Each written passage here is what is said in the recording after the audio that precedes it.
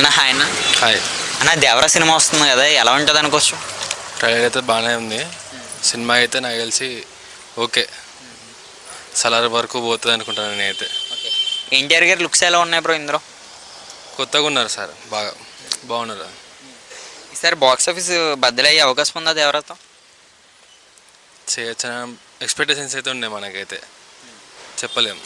అన్న చూస్తుంటే మనం ఇందులో డబుల్ రోల్ అంటున్నారు కదా, ఎలా ఉంటుంది ఫ్యాన్స్లో మరి అవా?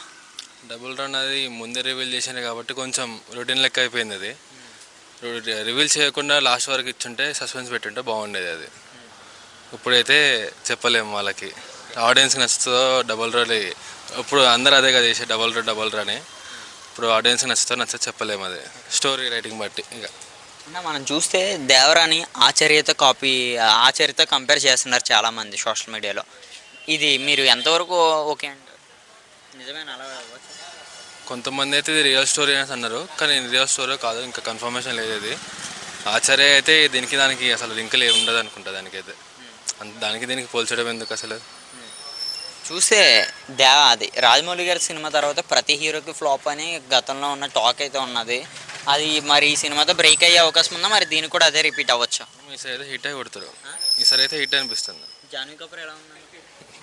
సినిమా మొత్తంలో హీరోయిన్ బాగుంది. హీరోయిన్ బాగుంది.